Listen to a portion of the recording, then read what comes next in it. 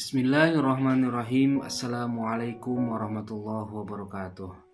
Alhamdulillah wassalatu wassalamu ala rasulillah Sayyidina Muhammad bin Abdullah wa ala alihi wa ashabihi wa mawalah.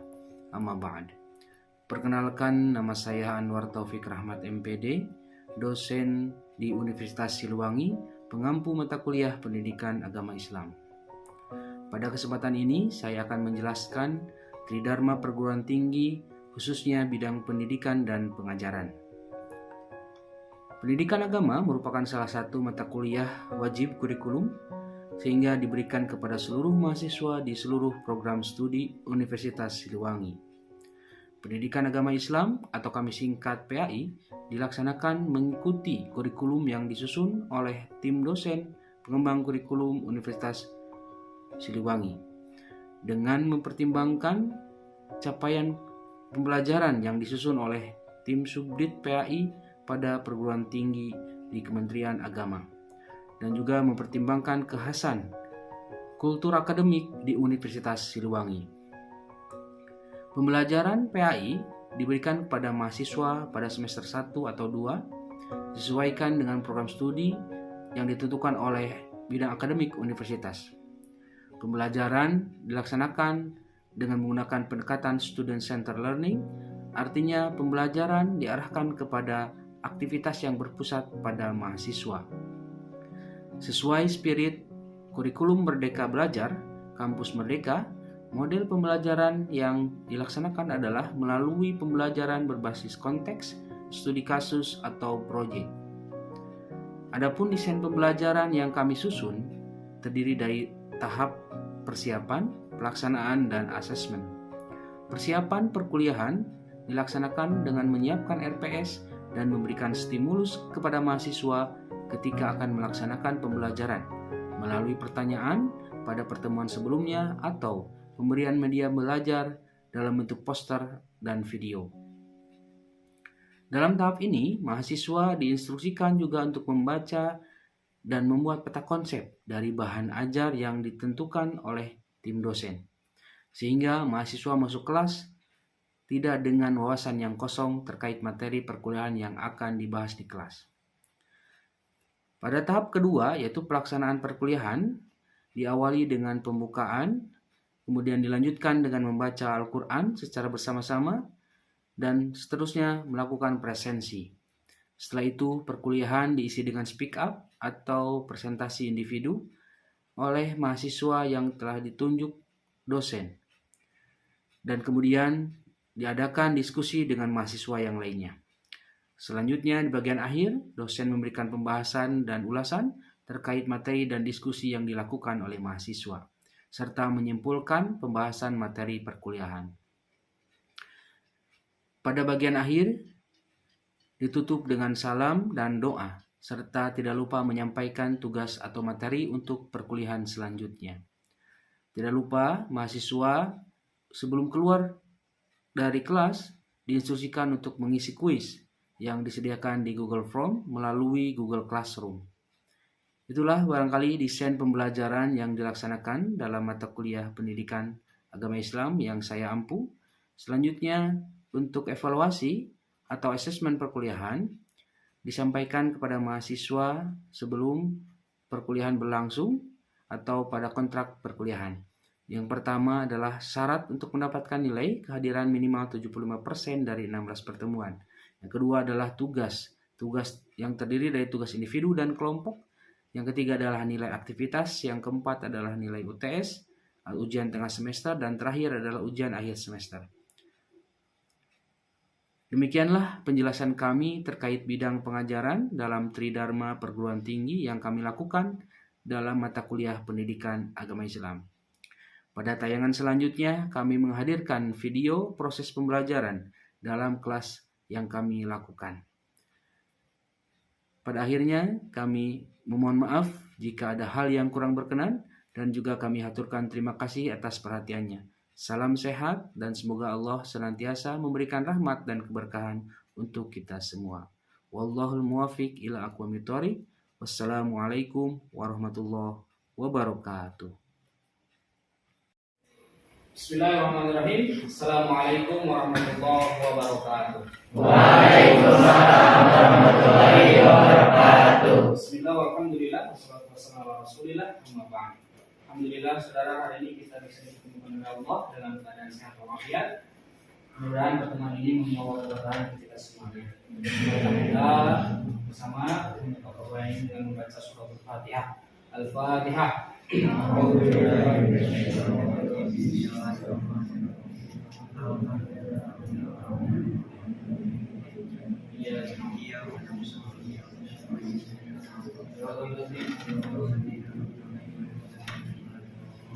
Alhamdulillah.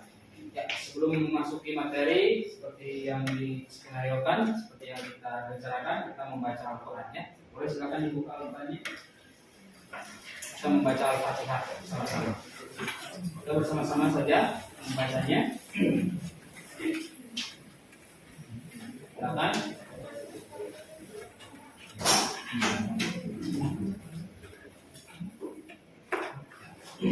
Dari mulai ta'awud ya. Sama, 1, 2, 3.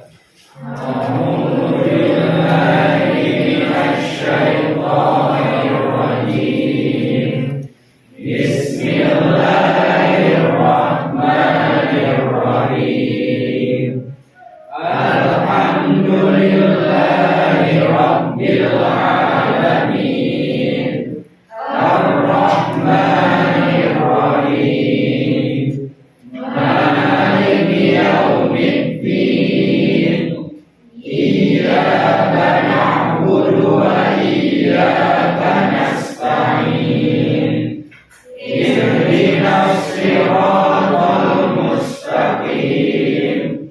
Siratal ladzina an'amta 'alaihim ghairil maghdubi 'alaihim waladdallin. Cukup ya. Alhamdulillah. Baik. Pertemuan sebelumnya, kalau tidak salah saya memberikan satu pertanyaan ya, untuk Anda cari opininya ya, tentang metode generasi Z belajar Islam. Kira-kira saudara Cepi apa yang bisa pendapatnya bagaimana belajar generasi Z itu belajar Islam itu bagaimana kira-kira? Pendapat Anda? Belajarnya di mana bagaimana? Baik, sebelumnya terima kasih banyak atas waktu dan juga kesempatannya Bapak kepada saya. Menurut saya di zaman sekarang milenial khususnya generasi Z, mereka bisa mempelajari Islam tidak hanya dalam bangku pendidikan saja. Seperti mungkin di kampung ataupun di desa ada yang namanya sekolah agama ataupun ngaji maghrib gitu ya Pak. Namun sekarang generasi Z lebih bisa mempelajari hal-hal salah satunya Islam itu. Misal dari salah satunya sosial media yang pertama misal dari yang sekarang banyak digunjungi yaitu TikTok, itu pun bisa menjadi salah satu media dakwah. Jadi melalui media sosial ya, melalui internet. Oke, jadi pada inti jawabannya adalah generasi Z. Ya, pertanyaan minggu kemarin kita sampaikan bahwa bagaimana generasi Z belajar tentang Islam. Di antaranya tadi saudara Cepi dan mungkin lain juga hampir sama memberikan jawaban tentang melalui internet, ya, melalui media ya, digital. Ini memang itu yang terjadi di tengah kita sekarang. Namun kita coba analisis jawabannya. Bagaimana sebetulnya? Ya, apa sih kelebihan dan kekurangan dan seperti apa seharusnya kita belajar melalui media internet? Karena tema kita hari ini yaitu adalah metode Islam. Ruang bukan metode memahaminya. Tujuan pembelajaran kita hari ini diantaranya adalah memahami makna Islam, ruang lingkup, maqasid syar'iyyah dan juga metode bagaimana kita belajar agama Islam. Nah, dari pertanyaan tadi kita bisa mengeksplorasi seperti apa kita akan belajar tentang Islam. Ya, kita akan bahas di belakang sebagai pengantar nanti. Namun kita lihat dulu tampilan yang akan saya tampilkan di sini. Ya, ini tujuan pembelajaran kita ya. Tadi sudah disampaikan. Nah, kita belajar dulu makna Islam yang sebaiknya dan kita yang secara hakikat kita anut, ya. Kata Islam itu sendiri, saudara, berasal dari kata aslama, ya, salama atau salama, yang berarti berserah diri, taat dan patuh. Jadi dalam konteks arti makna sederhana Islam adalah kepasrahan total yang sungguh-sungguh kepada Allah. Dengan pasrah kita akan sanggup melaksanakan ketaatan, dengan ketaatan akan membawa kepada kedamaian serta kebahagiaan. Itu makna sederhana dari Islam. Sehingga ketika kita tidak menjalankan Islam, tidak adanya kepasrahan, kepatuhan, niscaya tidak ada kebahagiaan ataupun kedamaian. Jadi indikator keislaman kita yaitu kedamaian hati kita, kedamaian pikiran kita dalam menjalankan aktivitas kita. Insya Allah kalau hati damai, tenang, itu menjadi salah satu indikasi adanya Islam di dalam diri kita. Secara makna, secara biologis, ya, para ulama menjelaskan contoh ajaran wahyu dari Allah, ya, yang kepada Nabi Muhammad, ya, dalam petunjuk untuk memulai kebahagiaannya. Jelas adalah seperangkat ajaran dari Allah, Islam ini. Jadi tidak hanya sebatas keyakinan, tapi ada komponen-komponen yang ada di dalamnya. Nah, ini beberapa contoh gagal paham tentang Islam. Tadi mana yang Islam itu secara umum. Sekarang bagaimana sih sebetulnya seringkali adanya kesalahan dalam memahami Islam? Contoh, misalnya bagaimana Barat memandang Islam kira-kira? Image Islam bagaimana? Teroris, radikal. Selain itu, yang kaya biasanya siapa? Yang kaya orang Muslim atau bukan? Orang Muslim ya. Orang terkaya di Indonesia saja orang Muslim urutan keberapa? Khairul Tanjung itu masuk lah ya. Kalau tidak salah keberapa gitu? 15 kalau tidak salah dari 20. Itu kan masih jauh. Artinya diimajinkan ya tertinggal secara ekonomi, ya, tertinggal secara ilmu pengetahuan. Nah, apakah ada yang salah dari ini? Kan gitu. Jadi intinya image kita memang kurang baik. Apa penyebabnya? Nah, diantaranya mungkin dari orang atau umat Islam itu sendiri yang salah dalam memahami Islam, yang salah dalam menggali ajarannya. Di antara kegagalan itu adalah ya pemahaman yang serampangan tentang Al-Quran. Artinya gegabah, ya, tidak memperhatikan pesan-pesan Al-Quran yang komprehensif. Contohnya misalnya dalam surat Al-Baqarah 193 perintah tentang waqatilu kum ainas taqifumu. Bunuhlah, perangilah mereka dimanapun mereka berada pada kaum kafir. Nah, kalau pemahamannya seperti itu saja kan mengerikan. Kita bertemu dengan kafir, kita langsung bunuh. Gimana weh, abok begitu ya, gitu kan? Tapi apakah itu artinya? Ternyata tidak, saudara. Harus ada makna ataupun penjelasan sebelumnya atau sesuatu. Yaitu diantaranya ayat 190 bahwa yang dimaksud kita boleh memerangi adalah orang yang memerangi kita. Artinya kita membela diri, bukan untuk menyerang. Nah, itulah contoh ayat Al-Quran. Mengapa mungkin barangkali tadi kita bisa menjelaskan bahwa terorisme tidak ada di dalam Islam. Yang ada itu ya salah paham tentang Islam, gitu ya. Nah, ini juga sama, saudara, mengenai Al-Hujurat, kesalahan dalam memaknai Islam. Jadi kalau kita inna fikum Rasulullah, setiap umat atau setiap ini ada Rasulnya. Nah, kita bisa jadi kalau hanya membaca ini akan jadi nabi gitu. Boleh jadi setiap orang Sunda punya nabi gitu. Orang Jawa punya nabi dan seterusnya. Tapi tidak, karena berdasarkan kajian kebahasaan ini dibatasi. Inna fikum Rasulullah didahulukannya khobar atas mubtada, penjelasan atas yang dijelaskan misalnya. Itu mengkhususkan bahwa itu sudah cukup di sana. Itu Nabi Muhammad. Tidak ada lagi Rasul Nabi yang selanjutnya. Dan juga penyebab kegagalan paham kita terhadap Islam biasanya ya, dan sebelum memahami ajaran Islam kita sudah sebelum membaca Al-Quran, memahami penjelasan kita sudah masuk ke pemahaman kita sendiri.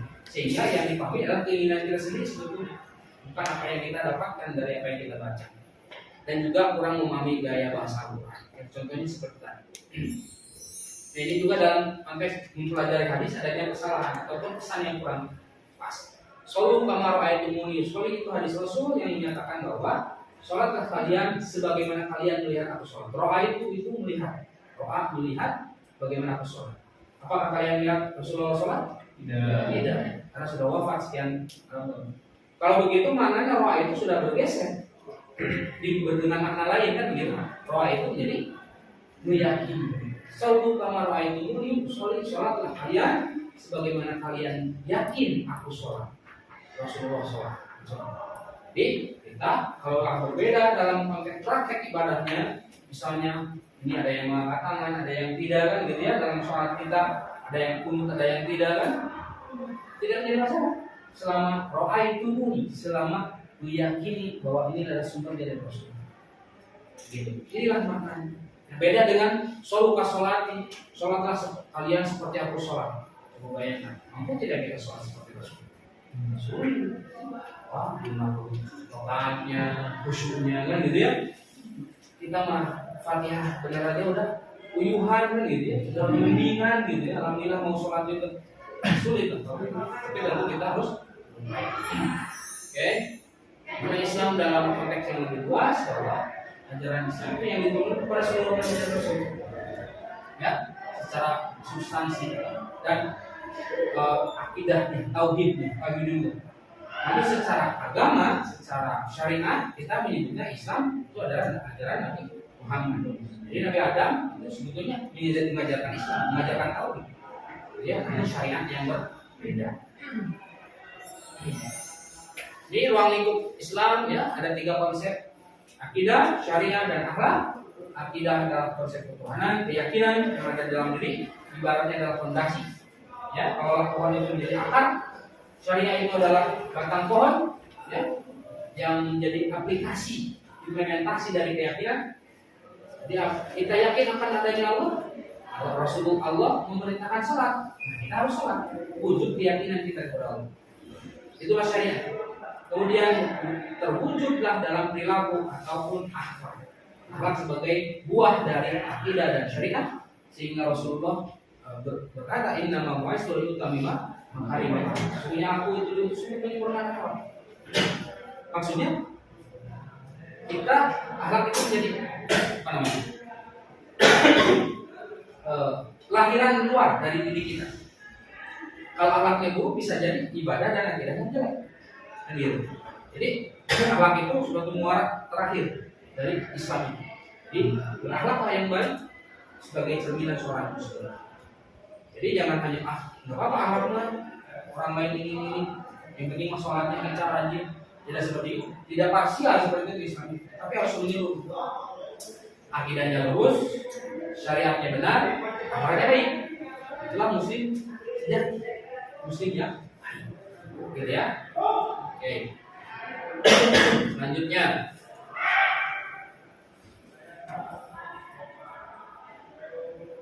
Oke. Jadi maksud syariah ya. Ini kenapa diturunkannya syariat Islam? Di antaranya adalah ini. Menjaga agama, jiwa, akal, harta, dan kehormatan. Jelas ya bahwa kenapa ada diturunkannya syariat, diturunkan Islam, yaitu menjaga agama supaya tidak hilang agama di dunia. Ada yang menjalankan. Ada panduan hidup. Yang kedua adalah jiwa. Dalam Islam dilarang membunuh. Ya, kenapa? Untuk tidak dijaga. Yang ketiga memelihara akal. Ada larangan untuk minuman keras, narkoba, begitu kan? Supaya sehat kita, akal kita. Yang keempat adalah harta dengan sedekah, zakat dan sebagainya. Yang kita dilarang makan harta yang batil, ya, karena ada kesucian dalam harta itu. Dan juga kehormatan dan keturunan. Jadi di dalam Islam itu dianjurkan untuk menikah supaya terjaga keturunan manusia ini. Jadi jangan ada cita-cita menjomblo seumur umur ya, gitu kan? Jangan menikah. Terserah nanti berapa dan kapan dengan siapa, biarkan Allah yang membimbing kita, begitu. Dan mungkin ini terakhir mengenai metodologinya, bagaimana Islam itu kita secara konsep kita pelajari. Pertama melalui sumber ajarannya, ya sumber pokoknya, terjemahan ataupun tafsir kita bisa baca. Namun kita perlu harus ada pembimbing, karena tidak semuanya harus bisa kita pahami. Tanya kepada yang ahli di bidang. Di era sekarang itu memang ada era disrupsi, era di mana hilangnya kepakaran. Artinya seringkali di media itu siapapun berbicara, padahal bukan kapasitasnya. Saya sebagai mungkin dosen agama, ya kapasitas saya sebagai bidang agama saja berbicara. Tidak berhak untuk bicara tentang medis kesehatan, karena bukan ilmu saya. Halnya pun sama ketika misalnya Seorang dokter kalau tidak punya basic ilmuwan agama, ya sebaiknya tidak bicara tentang agama. Semuanya harus sesuai dengan pakar, sesuai disiplin ilmunya. Namanya disiplin itu ada aturan namanya. Aturan itu harus diikuti.